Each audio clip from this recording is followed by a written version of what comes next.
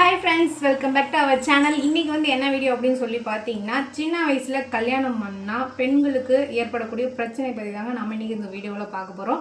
அது வந்து என்னோட லைஃப்ல நடந்ததை நான் உங்களோட ஷேர் பண்ண போறேன்.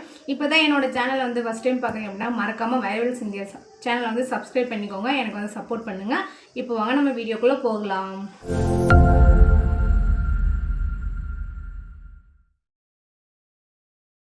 சின்ன வயசில் கல்யாணம் பண்ணப்போ ஃபஸ்ட்டு நமக்கு வரக்கூடிய ப்ராப்ளம்ஸ் வந்து என்னென்னு பார்த்தீங்கன்னா பயம். ஏன்னு கேட்டிங்கன்னா நமக்கு எதுவுமே தெரியாது. நம்ம வந்துட்டு விளாண்டுட்ருப்போம். நம்மளை திடீர்னு கூப்பிட்டு வந்து ஜெயிலில் அடைச்ச மாதிரி அடைச்சிருவாங்க. ஏன்னா என்னோடய அனுபவத்தை தாங்க நான் சொல்கிறேன். எனக்கு என்ன ஃபீல் இருந்துச்சோ அதை தான் நான் சொல்கிறேன். அப்படி தான் கூண்டில் அடைச்ச மாதிரி தான் நம்ம இருக்கணும். அதுக்கப்புறமா வந்து பார்த்திங்கன்னா வீட்டில் இருக்கிற எல்லா பிரச்சனையுமே நம்ம ஃபேஸ் பண்ணணும். சமையலில் இருந்துட்டு ஹஸ்பண்ட்லேருந்து மாமியார் மாமனார்லேருந்து நாத்தனார் இந்த மாதிரி இருக்கிற எல்லா பிரச்சனையுமே வந்து நம்ம மண்டைக்குள்ளே வந்துடுவோங்க. அதை வந்து ஒரு சில பெண்கள் வந்துட்டு சின்ன வயசுல இருந்தவங்க ஃபேஸ் பண்ணி போயிடுறாங்க. ஆனால் என்னால் வந்து ஃபேஸ் பண்ணி போக முடியல. எனக்கு கொஞ்சம் டைம் எடுத்துச்சு. ஏன்னா எனக்கு வந்து சமைக்கவே தெரியாது. எனக்கு கல்யாணம் பண்ணி கொடுக்கும்போது எனக்கு எதுவுமே தெரியாது. நான் வந்துட்டு ஒரு விஷயமா வந்து கற்றுக்கிட்டு இப்போ தான் ஓரளவுக்கு வந்து நான் வந்து சமைக்கவே ஆரம்பிச்சிருக்கேங்க. எனக்கு வந்து கல்யாணம் ஆகிட்ட பார்த்திங்கன்னா 14 வருஷம் ஆகுது. ஆனால் ரொம்ப சின்ன வயசு மேரேஜ் தான். நான் ஏஜ் சொல்ல விரும்பலை. ஸோ அதனால் நான் வந்துட்டு அதுக்கப்புறமா வர பிரச்சனை வந்து பார்த்திங்கன்னா வீட்டுக்குள்ளே ஒரு சின்ன சின்ன விஷயத்து கூட வந்து பார்த்திங்கன்னா ஒரு புரிதல் இருக்காது. ஏன்னா நம்மளோட வந்துட்டு என்னோடய ஹஸ்பண்ட் வந்து என்னோட ஏஜ் கொஞ்சம் ஜாஸ்தி. ஸோ அவருக்கு இருக்கிற மெச்சூர் வந்து பார்த்திங்கன்னா எனக்கு இருக்காது. ஸோ எங்களுக்கு 2 பேத்துக்குள்ளே வந்துட்டு அப்பத்துலேருந்தே ஒரு சில வாக்குவாதங்கள் வந்துகிட்டே தான் இருந்துச்சு. ஃபேமிலிக்குள்ளேன்னு வந்து பார்த்திங்கன்னா ஒரு பர்டிகுலர் பீரியட் வர வரைக்குமே வந்து பார்த்திங்கன்னா எங்களுக்குள்ளே கொஞ்சம் வந்து சண்டை இருந்துகிட்டு தான் இருந்துச்சு. எனக்கு அந்த ஏஜ் தாண்டும் போது அதை எனக்கு ஒரு புரிதல் வரும்போது தான் வந்து லைஃப் ஓரளவுக்கு ஸ்மூத்தாக போச்சுங்க. அதுக்கப்புறமா வந்து பார்த்திங்கன்னா உடல் ரீதியாக நம்ம படக்கூடிய விஷயம் என்ன அப்படின்னு சொல்லி பார்த்திங்கன்னா சின்ன வயசில் மேரேஜ் ஆனதுக்கு வந்து பார்த்திங்கன்னா என்னோடய உடம்புல வந்து டோட்டல் டேமேஜ் ஆகிடுச்சிங்க. ஏன்னா ஃபுல்லாகவே டேமேஜ் ஆகிடுச்சு. ஏன் அப்படின்னு சொல்லி பார்த்திங்கன்னா கல்யாணம் பண்ணி கொடுத்தா கிராமத்தை பொறுத்த வரைக்கும் அடுத்த வர கொஷின் என்ன, ஏதாச்சும் விசேஷம் உண்டா, ஏதாச்சும் ஒரு நல்ல செய்தி உண்டா, கன்சீவாக இருக்கியா, எப்படி இருக்கிற, என்ன பண்ணுற, இந்த கேள்வி தாங்க முதல்ல வரும். இப்படி தான் எனக்கும் அந்த கேள்வி வந்துச்சு. வீட்டில் வந்துட்டு நாங்கள் லேட்டாக குழந்தை பெற்றுக்கிறத பற்றி சொன்னோம்னா கிராமங்கும் போது வந்து புரியாது. ஸோ உடனே வந்துட்டு நம்ம பெற்றுக்கணும் அப்படிங்கிற ஒரு மைண்ட் செட்டில் தான் அம்மா அப்பா எங்கள் வீட்டுக்கார சைடில் எல்லாமே இருந்தது.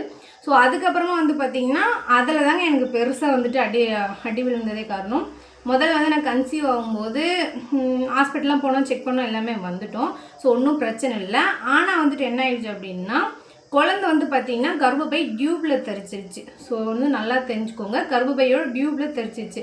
கர்ப்பப்பைக்கு வந்து உள்ளே வந்து அந்த கருவு வந்து போகவே இல்லை. அது வந்து வெளியிலேயே வளர ஆரம்பிச்சிருச்சு. ஸ்கேன் பண்ணால் வந்துட்டு குழந்தை இல்லை அப்படிங்கிற மாதிரி சொல்லிட்டாங்க. அதுக்கப்புறமா வந்து கார்டு வாங்கி செக் பண்ணோம்னா அதில் வந்துட்டு பார்த்திங்கன்னா டபுள் கோட் காட்டுச்சு. ஸோ எங்களுக்கு வந்து ரொம்ப கன்ஃபியூஷன்.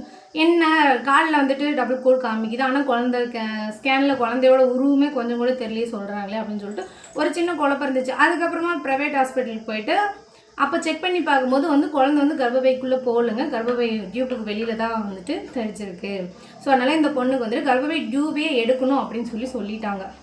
அதுக்கு தான் எங்கள் வீட்டில் இருக்கிற எல்லாருக்கிட்டையும் சைன் வாங்கினாங்க. ஏன்னா திரும்ப கர்ப்பப்பை டியூப் எடுத்துட்டா இந்த பொண்ணுக்கு திரும்பி குழந்தை இருக்குமா இருக்காதுங்கிற ஒரு டவுட்டில் வீட்டில் இருக்க எல்லாருக்கிட்டையுமே கழுத்து வாங்கினாங்க. ஆனால் எந்த கடவுள் புண்ணியமோ தெரியல, கடைசியாக என்ன சொல்லிட்டாங்கன்னா அது வந்துட்டு எனக்கான ரொம்ப பெயின் ஜாஸ்தியாக இருந்துச்சு. வயிறு வலி பயங்கரமாக இருந்ததுனால அது வந்து என்னென்னா ஆட்டோமேட்டிக்காக கர்ப்பப்பைக்கு போயிடுச்சுங்க. உங்கள் பொண்ணுக்கு பெயினாக இருந்ததுனாலே என்னவோ தெரில, நாங்கள் வந்துட்டு டியூபல் அபார்ஷன் பண்ணியிருக்கோம் அப்படின்னாங்க. அதாவது எக்டோபி ப்ரெக்னன்சி அப்படிங்கிறத வந்து முடிச்சுக்கிட்டாங்க. டியூபல் அபார்ஷன் சொல்லிவிட்டு அங்கே அப்போவே வந்து ஃபஸ்ட்டு சரினா அதுக்கப்புறம் பார்த்திங்கன்னா ஒரு 2 இயர்ஸ் கழித்து வந்துட்டு எனக்கு ஒரு பையன், அவனும் வந்து பார்த்திங்கன்னா சிசேரியன் தான். ஏன்னா முதல்ல கத்தி வச்சுட்டாவே அடுத்தடுத்து வர்றது எல்லாமே வந்துட்டு நமக்கு வந்து சர்ஜரி தான். நம்ம வந்துட்டு அதில் எதுவுமே சொல்ல முடியாது.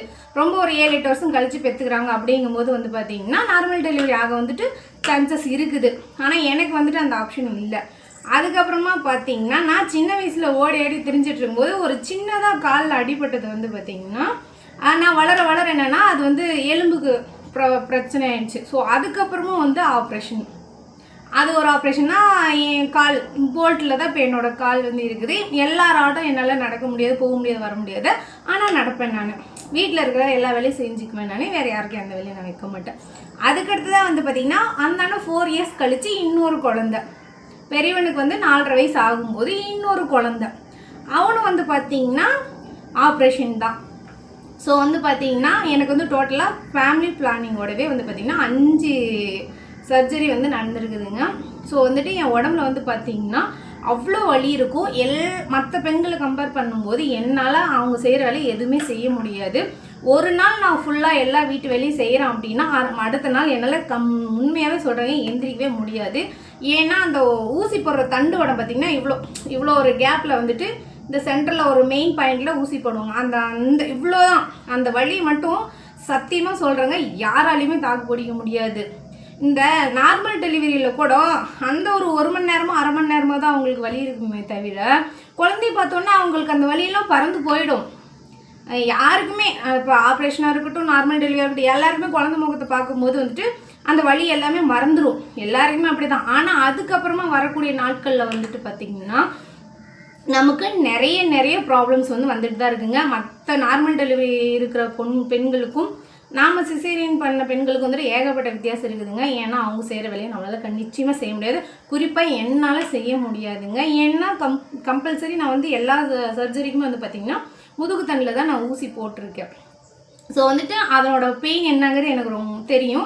வீட்டில் வந்து ஓரளவுக்கு வந்து என்னோடய சூழ்நிலையை புரிஞ்சுக்கிட்டு என்னை ரொம்ப வந்து கஷ்டப்படுத்துறது இல்லை, உன்னால் முடிகிற அளவுக்கு செய்யுமா அப்படின்னு சொல்லி விட்டுட்டாங்க. ஸோ இப்போ வந்து ஹஸ்பண்ட் எனக்கு பிரச்சனை இல்லை, இதே எல்லா வேலையும் நாமளே செய்யணும், நம்ம தனிச்சிருக்கிறோம் அப்படிங்கும்போது ரொம்பவே கஷ்டங்க. யாரோட ஹெல்ப் இல்லாமல் நம்ம வந்துட்டு எதுவுமே செய்ய முடியாது. ஸோ வந்துட்டு சின்ன வயசில் வந்து கல்யாணம் பண்ணுறதுனால நம்ம வந்து உடல் அளவுலையும் சரி மனதளவுலையும் சரி ஒரு இது இருக்கணும், தெம்பு இருக்கணும். ஏன் அப்படி நான் சொல்கிறேன்னா ஒரு வேளை உடம்புல தெம்பு இல்லாமல் மனசளவில் தெம்பு இருந்தால் கூட நம்ம இதை செஞ்சிடலாம், இதை பார்த்துக்கலாம், அடுத்து என்ன வருதோ எது வந்தாலும் பார்த்துக்கலாம் அப்படிங்களாம். இல்லை உடம்பளவில் தெம்பு இருக்குதுன்னா நம்ம வேலை செஞ்சு கூட அதை நார்மல் டெலிவரி கூட பண்ணிக்கலாம், ஒன்றும் நமக்கு வந்து பிரச்சனையே இல்லை. ஸோ என்ன மாதிரி வந்துட்டு கல்யாணம் வந்துட்டு அவசரப்பட்டு யாருமே பண்ண வேணாம், நான் அதை தான் சொல்கிறேன்.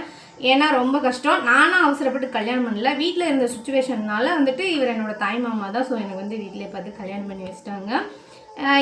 என்ன மாதிரி அடுத்து வந்து எந்த பிள்ளைங்களும் இனிமேல் பண்ணக்கூடாது. இப்போ யாரும் பண்ணவும் மாட்டாங்க. இப்போ எல்லாருமே வந்து படிக்கிறாங்க, கம்பல்சரி படிக்கிறாங்க. ஏன்னா அந்த டைமில் என்னால் படிக்க முடியலங்க, இதை நான் சொல்லணும். நான் வந்து 10th தான் படிச்சிருக்கேன். ஸோ நான் வந்து படிக்கணும்னு ஆசைப்பட்டேன். வீட்டில் வந்துட்டு சுச்சுவேஷன் சரியில்லாததுனால என்னை வந்து கல்யாணம் பண்ணுற சூழ்நிலை ஆகிடுச்சு. நான் படிச்சிருந்தேன்னா கண்டிப்பாக நான் வந்துட்டு இவ்வளோ சீக்கிரமாக மேரேஜ் பண்ணியிருக்க மாட்டேன். எங்கள் அம்மா அப்பாவை நான் பார்த்துருப்பேன். இப்போ வந்து என்னால் வந்துட்டு எந்த வெளி வேலைக்கு என்னால் போக முடியல. வீட்டில் இருக்கிற வேலையை வந்து என்னால் ஓரளவுக்கு தான் செய்ய முடியுது. அது வந்து எனக்கு ரொம்பவே கஷ்டமாக இருக்குது.